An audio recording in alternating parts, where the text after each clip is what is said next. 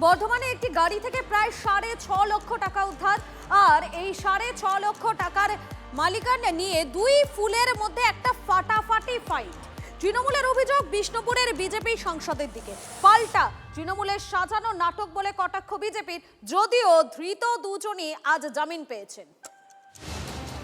বর্ধমানের রেনেসা অঞ্চল থেকে টাকা উদ্ধার, একটা গাড়ি ও দুজনকে গ্রেফতার করে পুলিশ। জেলার পুলিশ সুপার অর্ক বন্দ্যোপাধ্যায় ধৃতদের থেকে পাওয়া তথ্য তুলে ধরেন সংবাদ মাধ্যমের সামনে।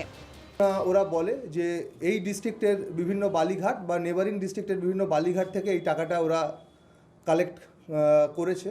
যে হৃদয় পাল নামে একজন ব্যক্তি ওদেরকে এই টাকাটা কালেক্ট করার জন্য পাঠায়, যিনি আমাদের এমপি বিষ্ণুপুর সৌমিত্র খান, ওনার পিএ।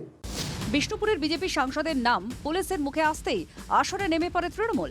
বিজেপি সাংসদের পিঠে তোলাবাজ তকমা সেঁটে দিতে মরিয়া হয়ে ওঠে শাসক দল। এরা ওই বালির জন্যই বিজেপি গেছে, চুরি করার জন্যই বিজেপিতে গেছে। সবাই জানে চুরি ডাকাতি এবং তোলাবাজি করা এদের কাজ।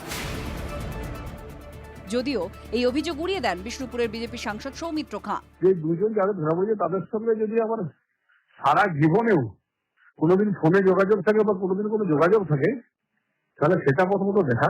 বর্ধমান, পূর্ব বর্ধমান, বোলপুর বিভিন্ন দায়িত্বে পেয়েছি রাজনৈতিকভাবে, তার জন্য একটা কার্যকলাপ চলছে। কিন্তু আমার মনে হয় এই চিত্রনাট্যটা খুব কমজোরি হয়ে গেল।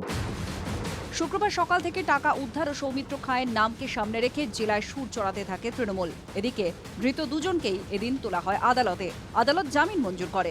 লাইভ বার্ড স্টক অর্থাৎ ওই মুরগি ইত্যাদি ফার্মারদেরকে, যারা চিকেন ইত্যাদির ব্যবসা করে তাদের ফার্মারদেরকে তারা দেয় এবং পরবর্তীকালে তাদের কাছ থেকে টাকা কালেকশন করে। আমরা তার জন্য বিভিন্ন ডকুমেন্ট দিই, ব্যাংকের স্টেটমেন্টও দিই, পশ্চিমবঙ্গ সরকার দ্বারা অনুমোদিত সেগুলো। বৃহস্পতিবার গ্রেপ্তার, শুক্রবার জামিন। যে ঘটনায় সাংসদের নাম জড়িয়ে যাচ্ছে সেখানে এত সহজে অভিযুক্ত জামিন পেয়ে গেল। সিপিএম বলছে সবটাই নাকি সেটিং। এসব কি?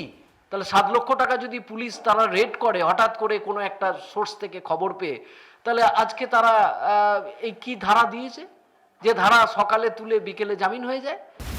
24 ঘন্টা আগে উত্তাপ, 24 ঘন্টা পর সবই যেন ঠান্ডা। পূর্ব বর্ধমানের রেনেসার ঘটনা নতুন কোনো দিশা আদৌ দেখাতে পারল কি? মনতোষ পোদ্দার ও হীরক মুখোপাধ্যায়ের রিপোর্ট, TV9 বাংলা।